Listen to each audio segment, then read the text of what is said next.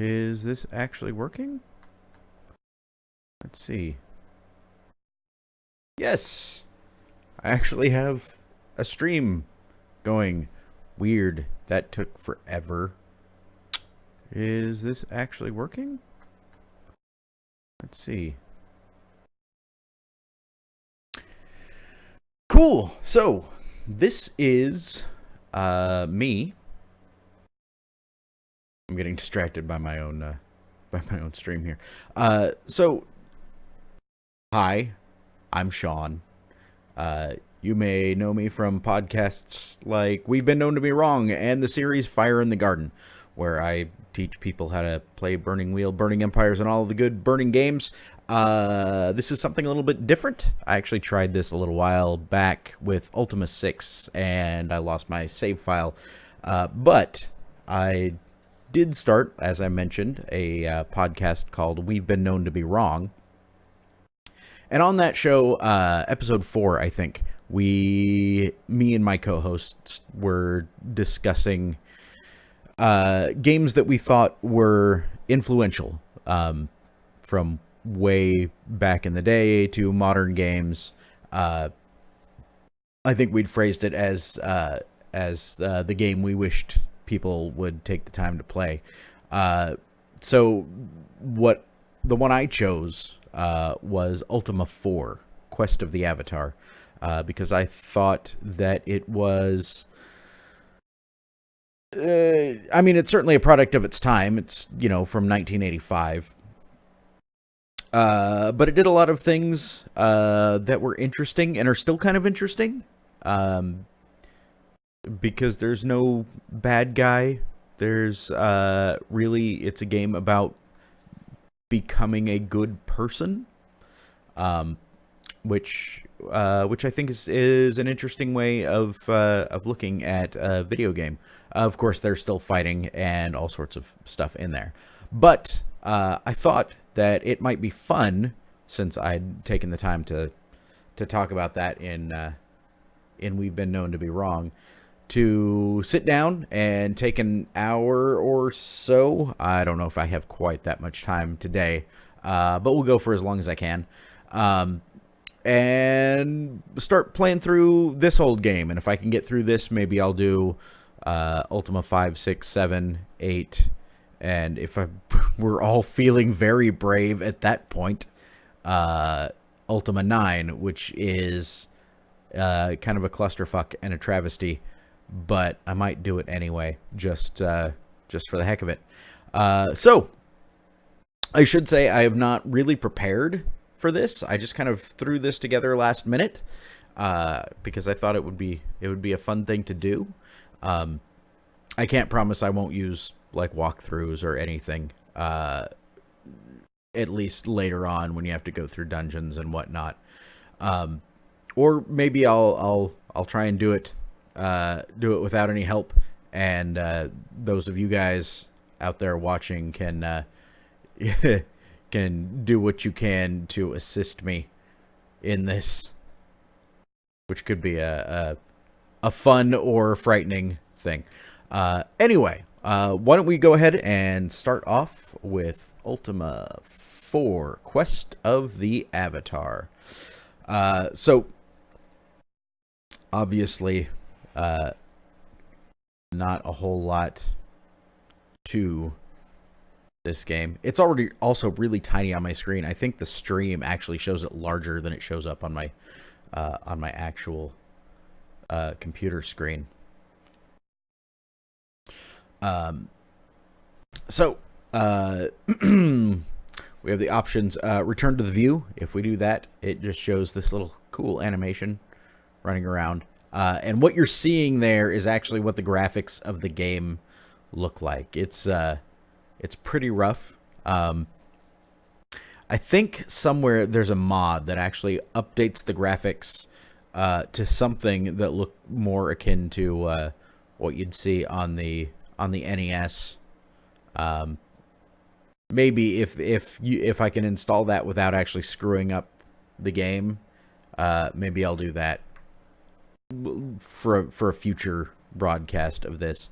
But for now, This is kind of what we're gonna get. We're gonna get the old school graphics and everything else.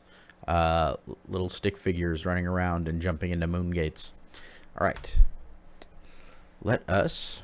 We can't really journey onward because there isn't a game in there.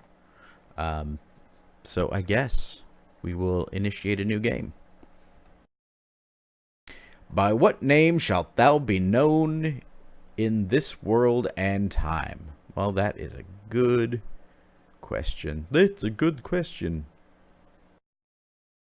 I need to move some windows around here real quick. Let me do that. Oop. Not that. That's not what I meant to do.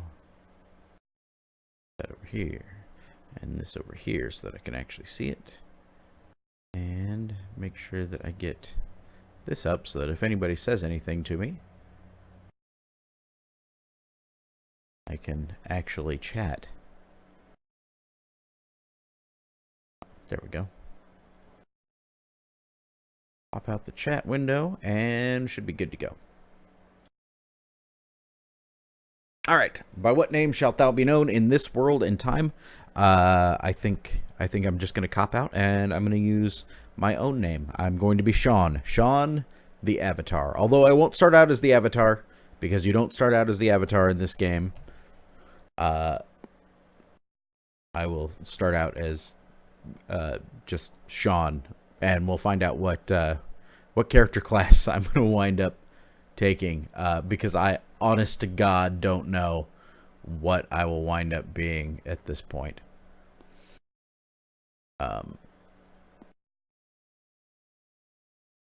Thou male or female? Well, since I'm basically playing me in this, I'm going to be male. I don't think it matters that much in Ultima IV. I don't think it matters at all. I don't think you could even tell the difference between playing a male and a female character, really.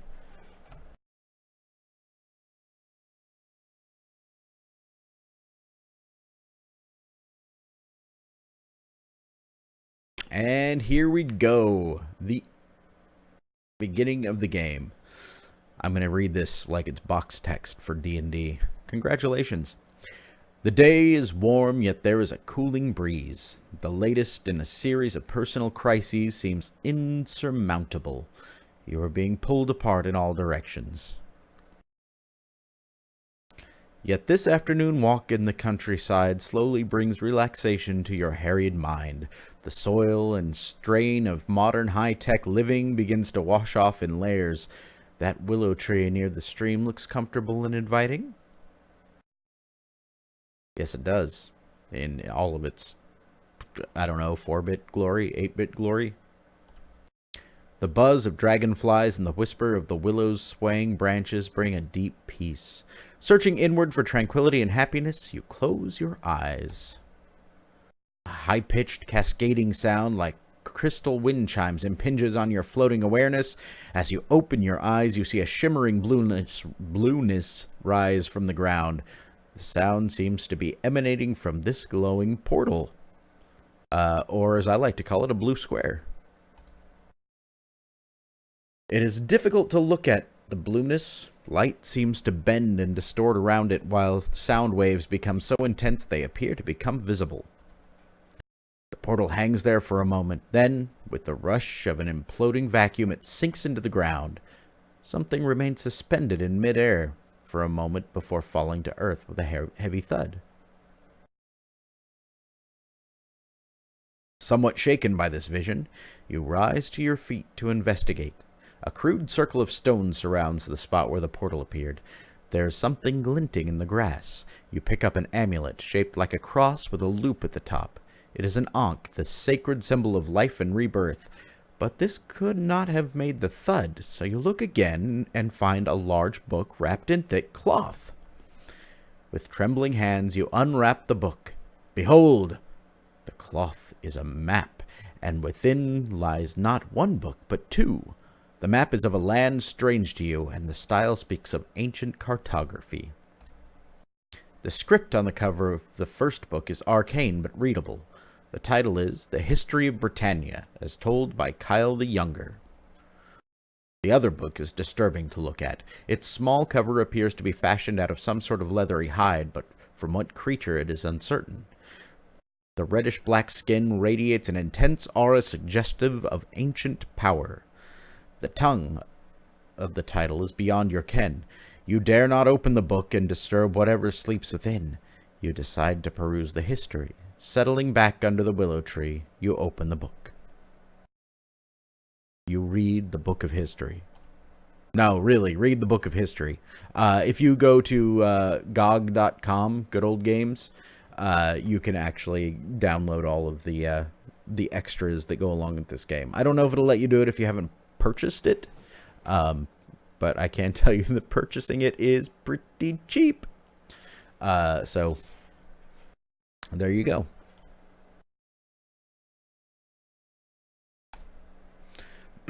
Closing the book, you again pick up the Ankh. As you hold it, you begin to hear a haunting, familiar, lute-like sound wafting over a nearby hill. Still clutching the strange artifact, you rise unbidden and climb the slope.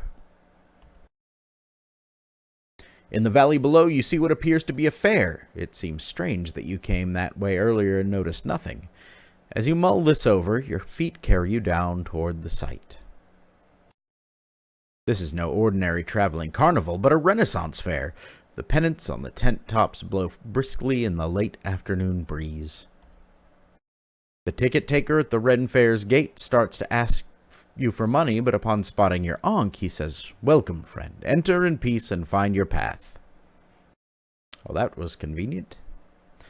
The music continues to pull you forward amongst the merchants and vendors. Glimpses of fabulous treasures can be seen in some of the shadowy booths. These people are very happy. They seem to glow with an inner light. Some look up at you as you pass, or look up as you pass and smile, but you cannot stop. The music compels you to move onward through the crowd. Through the gathering dusk, you see a secluded gypsy wagon sitting off in the woods. The music seems to emanate from the wagon. As you draw near, a woman's voice weaves into the music, saying, "You may approach, O seeker." I'm not going to do gypsy voice. I just can't be that guy. You enter to find an old gypsy sitting in a small curtained room. She wears an ankh around her neck. In front of her is a round table covered in deep green velvet. The room smells so heavily of incense that you feel dizzy.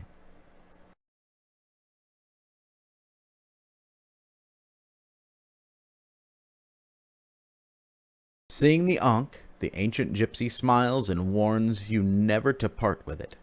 "We have been waiting such a long time, but at last you have come. Sit here and I shall read the path of your future." And now we get into Ultima character creation. Upon the table, she places a curious wooden object, like an abacus but without beads. In her hand, she holds 8 unusual cards. Let us begin the casting.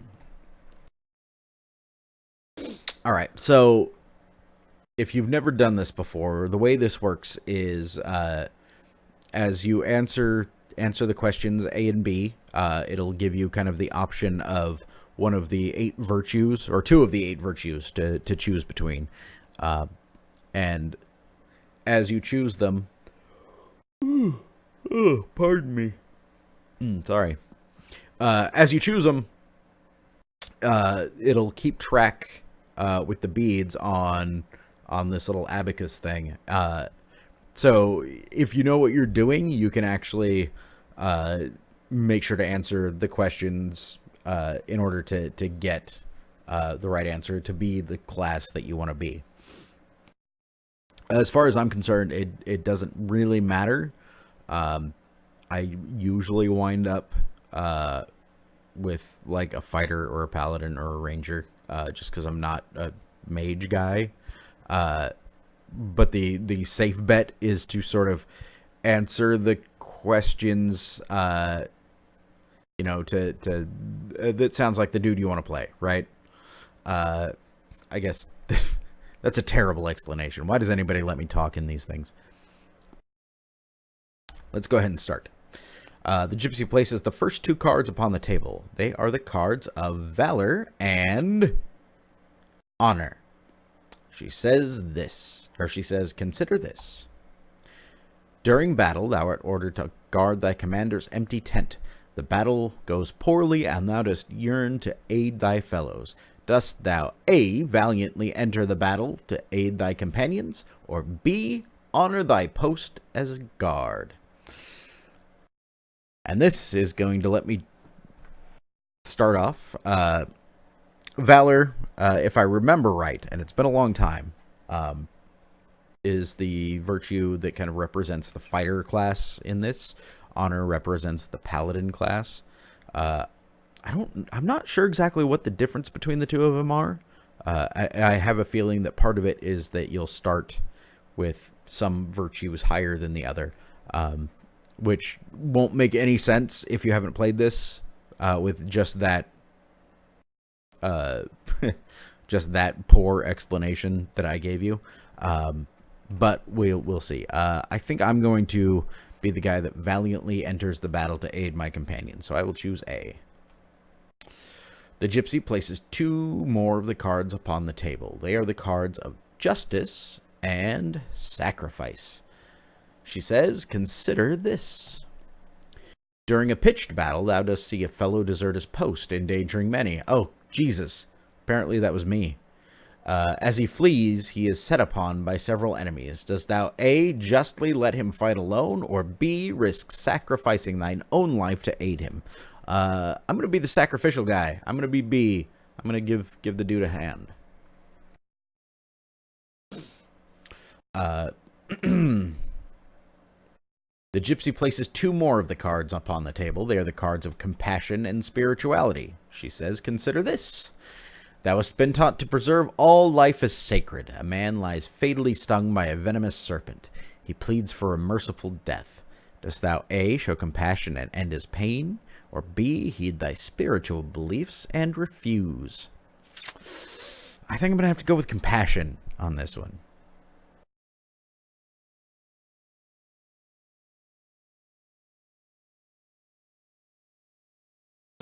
All right.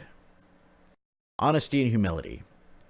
The gypsy places 2 more cards upon the table. They are the cards of honesty and humility. She says, consider this.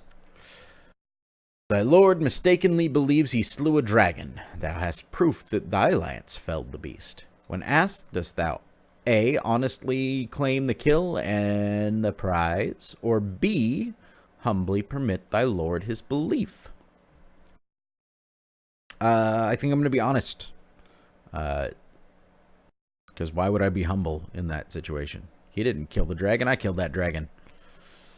Gypsy places 2 more of the cards upon the table. They are the cards of honesty and compassion.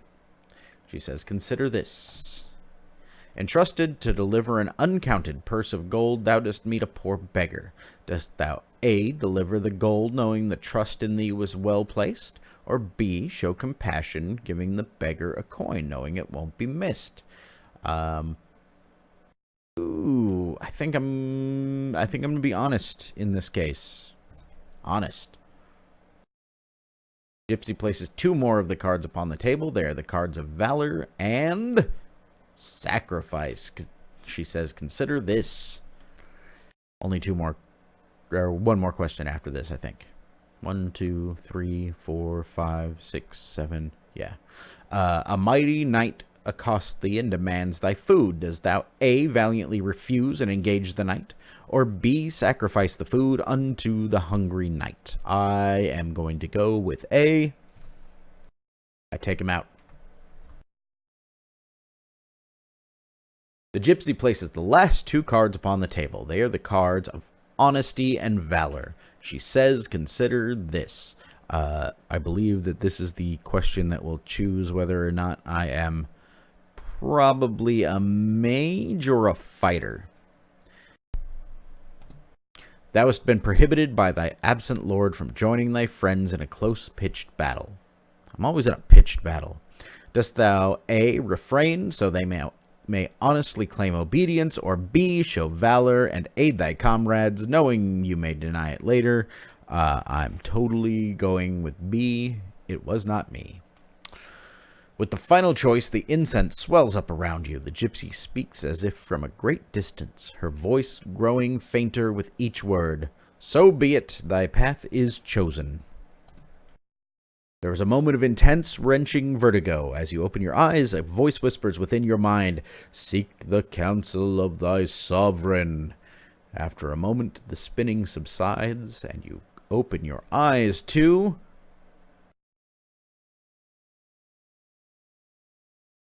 being a stick figure. So here I am, kind of out in the middle of nowhere. Let's take a look. One is a bad command. Oh. Not casting a spell. Nope. No inventory. Volume on.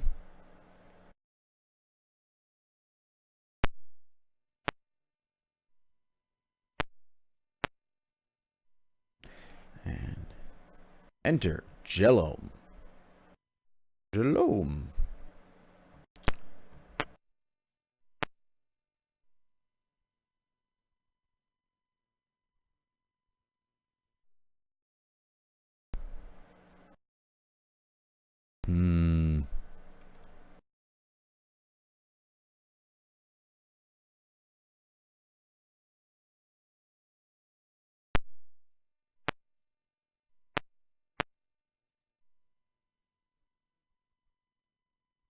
Oh, nope, don't want to attack. All right.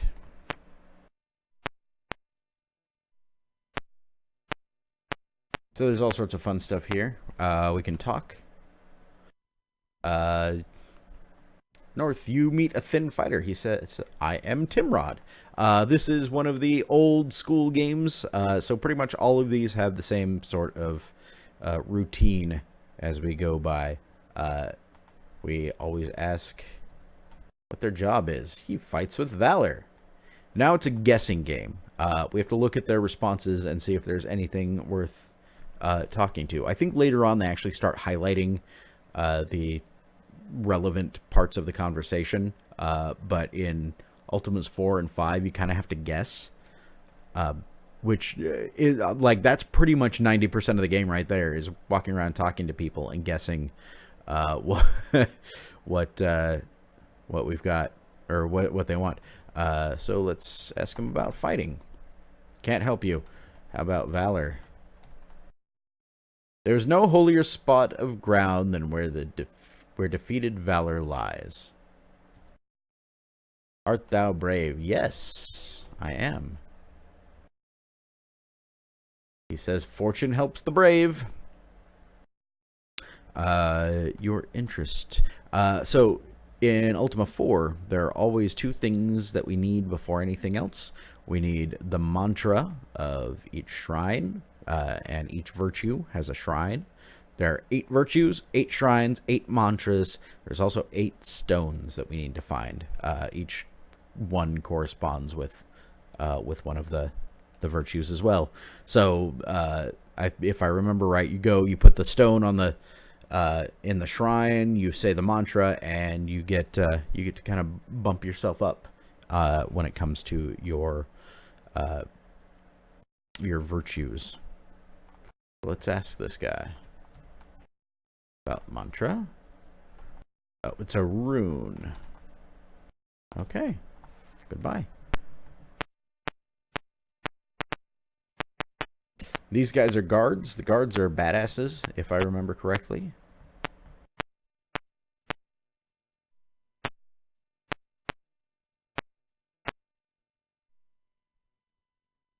Talking to Luke. He seeks the inner light. Huh? I come from Scarabray, and I'm on my way to you. You is another town. Hast thou been to Scarabray? Nope. It's a spiritual city. Spiritual.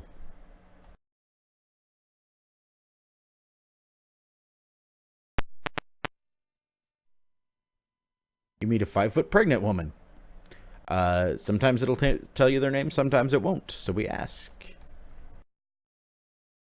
Lady Donna.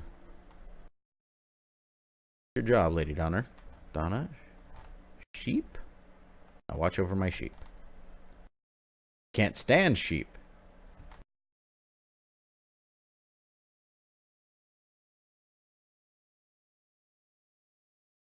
Health. Fine, all but the lump in my stomach. Let's ask about the lump.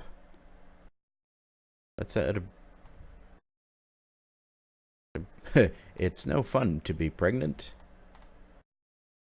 Oh, why, art thou the father? I don't think so. Thank God. Great. That was fun.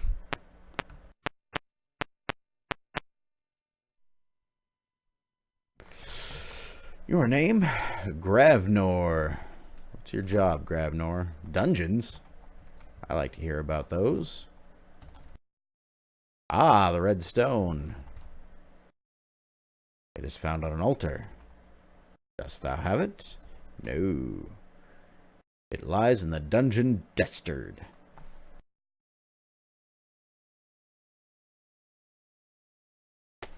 All right. I guess I should probably. I wonder if I can do this on the fly.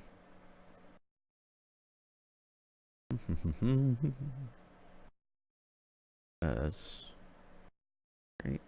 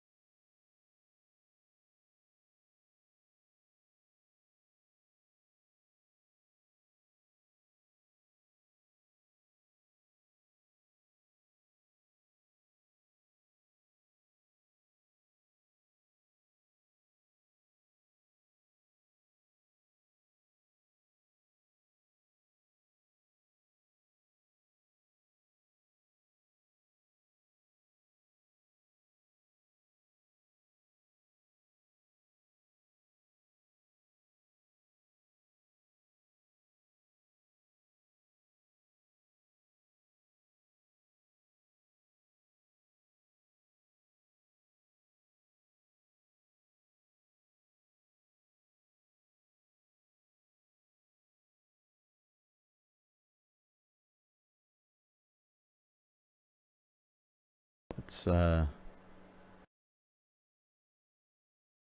sorry, this is not the most interesting stream, but I'm going to put a text editor up. Excuse me. So that I can write down clues. Wonder if I can pause. No?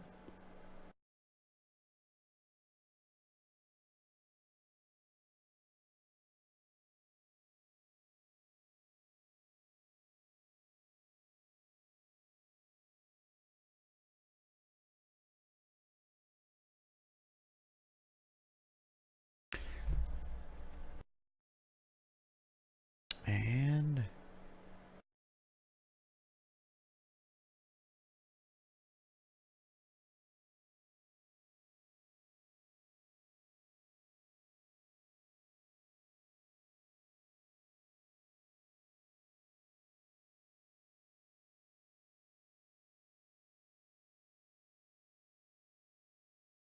there, now we have a nice little spot for clues to be written down. So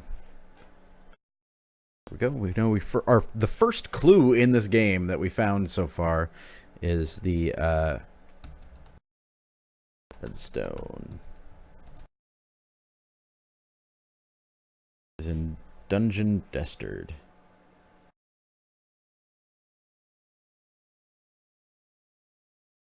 I'm also getting texts from my wife, who is awesome.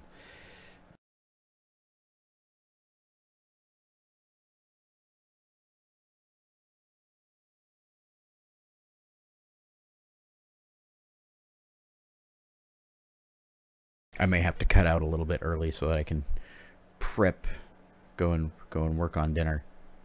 Destard. that's okay, because this was kind of an off-the-cuff thing anyway. So let's get back to this. I've passed a number. Okay. Around. Another guy. You meet a valiant warrior. What is your name, sir? Slithe. What's your job, Slithe? I fight battles. I'm interested in battles. True valor is seen not in the force of arms, but in the force of will. Art thou valiant? Of course I'm valiant. And never flee unless the need is dire. So that is actually kind of a clue in this game. Part of what we are trying to do is become the example of virtue in this weird little world, and as such, resize this. They at least kind of match. Doing different actions in the game will pump up these sort of values for your virtues that are actually hidden from you. You can't see them in the game. There's an NPC, I believe, that you can talk to that can give you an idea of what, like, sort of where you stand. Hidden guy. You meet a small man. What is your name, small man? Aesop. What's your job, Aesop? I search for valor. Valor? I find that 'tis easy to be brave from a safe distance. Know what I mean? No. Thou art brave. Let's ask him about the mantra. The mantra of valor is Ra. Use it in the shrine on the next aisle. There we go. And we have a second clue.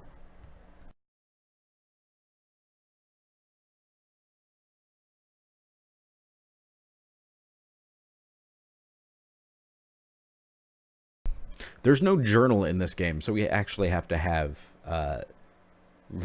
like legit notes in order to keep this going. A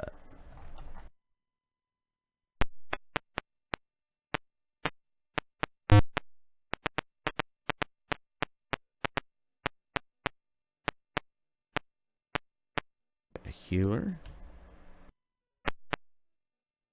No response. Oh. You meet a wounded finder. He says, I am Bengrod. What's your job? Dungeons. I fell in the dungeon Destard. Hast thou found its altar room? No. Find it. Sure.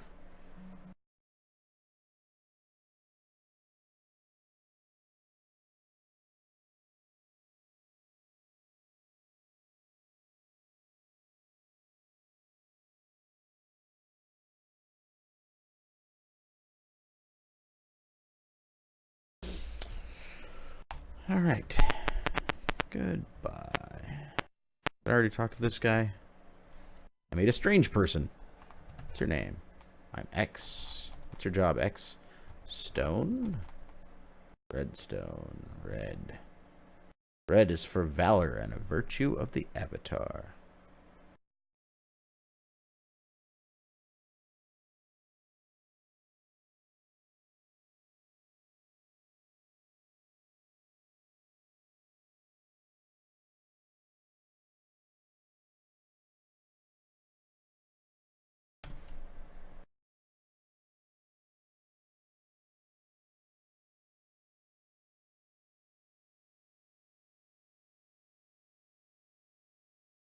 I am not an avatar. Then thou shalt need the red stone in... Thou shalt need the red stone in one altar room to get the third part of a key. Oh.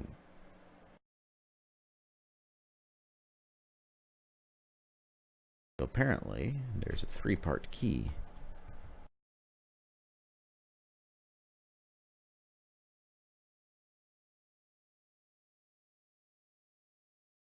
Actually, I should talk to that guy.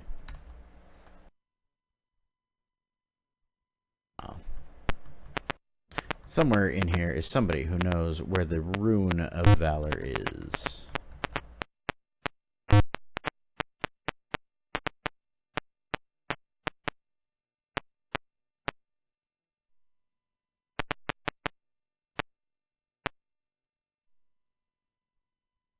You meet the housekeeper. Your interest? Name. I am Max. What's your job, Max? I am the housekeeper.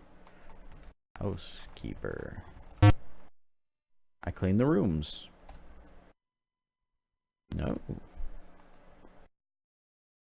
Rune? Nope. Alright, so if you'll notice, there's a little red mark on those doors. That is... Here, let me show you right... So right there. That is actually the indicator that it's locked.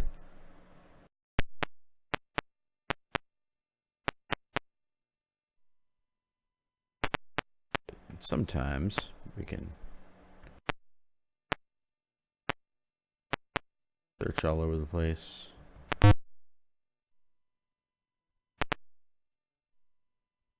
Nope. Not there.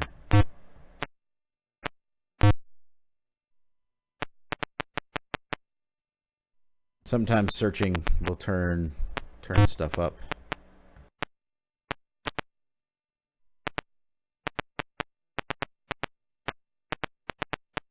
And sometimes you'll have to do weird things like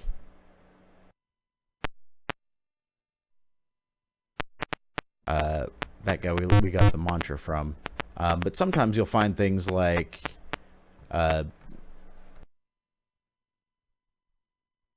you'll have to search a place at night after a character's left or something like that.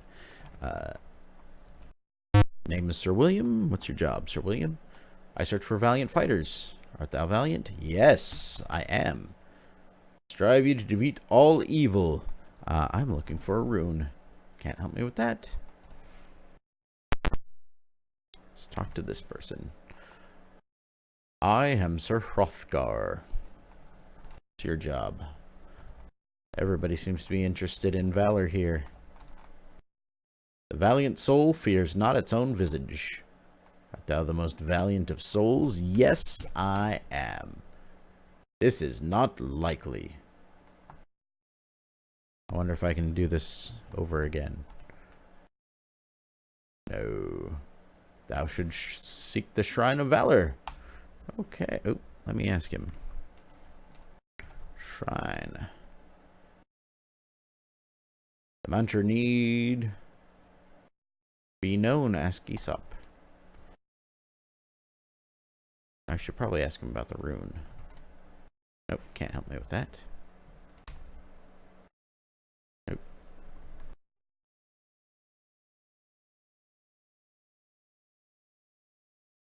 Those are just the healers.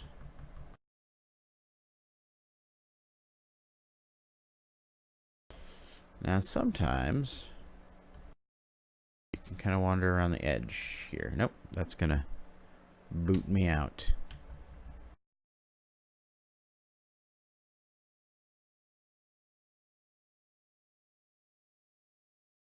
It's always kind of fun when you can see the delineation of where the map actually leads off.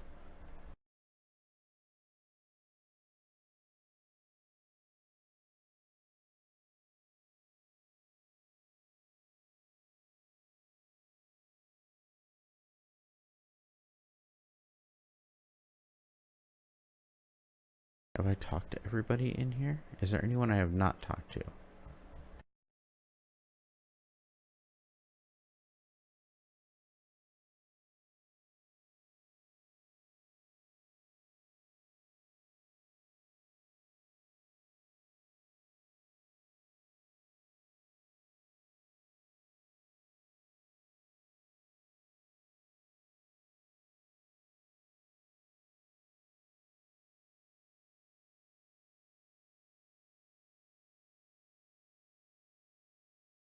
All right. I have a feeling that the rune is in one of those keys, or it's in one of those rooms.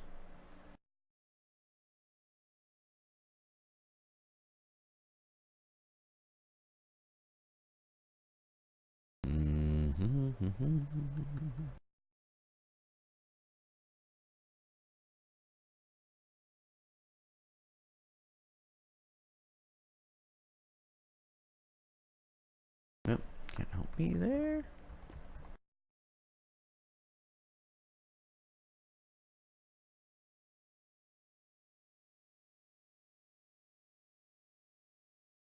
Now, that little blue thing right up here in the corner, that is like a wall of force.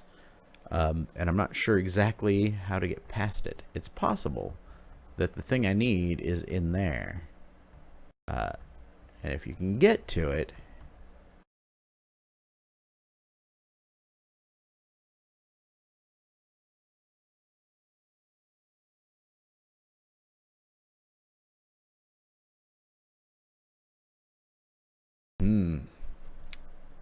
Maybe I should ask the interwebs. Is that cheating? Should I cheat?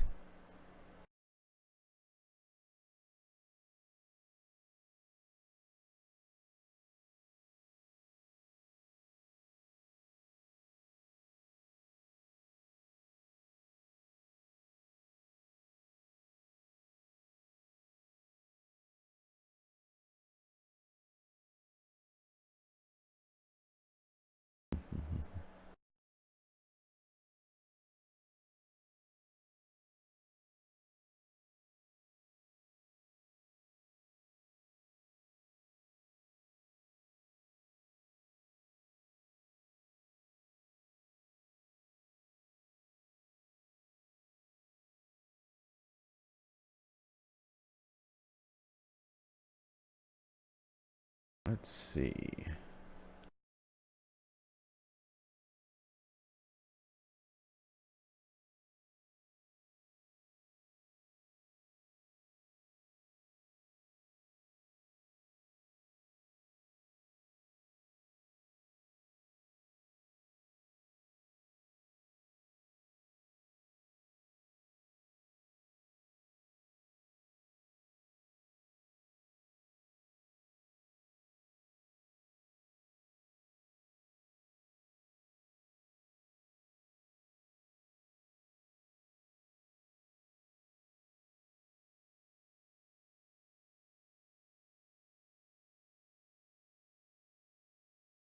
Let's see.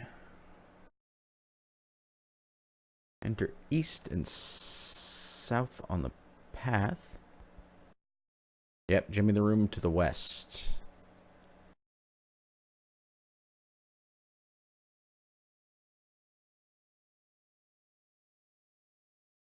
So I need to have a few more things in order to get anywhere. Now, funny thing here is that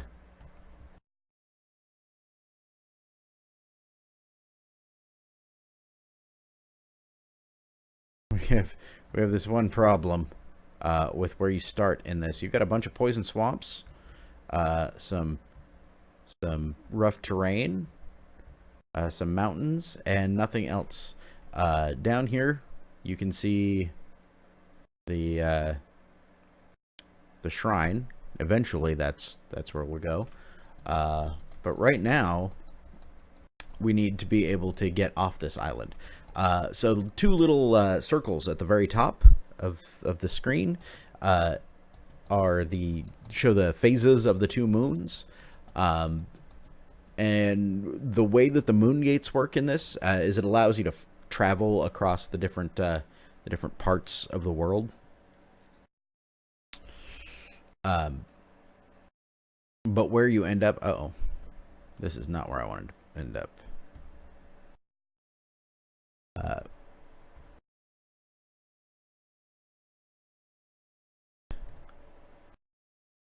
I'm a fighter. I could enter here. Agencia. This is like the worst place because it's full of ghosts and terrible things, and this is not where I want to end up. Somehow I did not get poisoned. Then I have to wait. Because I can't go anywhere here either. I have to wait until another Moongate shows up. Oh, pirate ships. Dang it. So if the ship gets close enough... Oh, I'm going to get killed. There we go. I don't know where it's taking me, and I don't really care. Okay. I don't actually know where I'm at, but I know that wherever I am at is better than where I was before. Because I'm not getting hit by pirate cannons. Okay. I think I'm way down. Am I down at the southern end of the map? I think so. We'll see. There's easier places to start than where I started, clearly. And one of the fun things is trying to figure out where the hell you are when you show up and how to get anywhere. Alright, so some brigands. Alright, this is Ultima battle. Turn-based. I can attack these guys. There's one of them.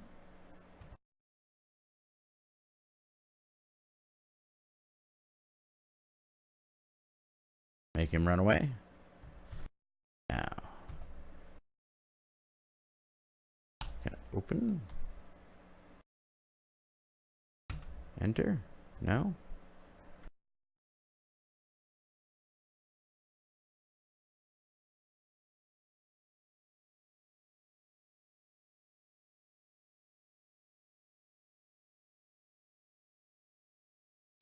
How do I get my chest? No, not a spell.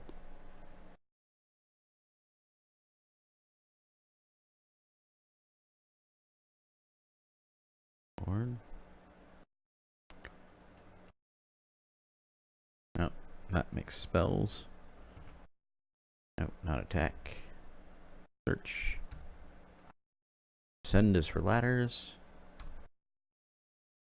Ah, get chest. I got 70 gold. Awesome. 70 gold and a snake. I avoided the poison trap. Where am I going? Pause. The village of Pause. Alright. I think I'm actually going to leave here. Because I have some things to do. But I'll come back to this as soon as I get a chance. It's going to take some time. So what we're going to do, quit and save. I've had 1,310 moves so far. And yeah, that's it. So this is the beginning of Ultima 4. I guess I will try and keep this up for as long as I can. And hopefully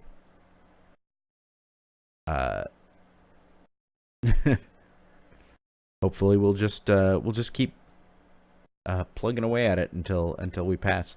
I might actually do some prep next time so that I can figure out where we're going, so that we're not quite wandering around so much. But anyway, thank you guys for watching, and I guess stay tuned, and we'll come back to this maybe tomorrow. All right.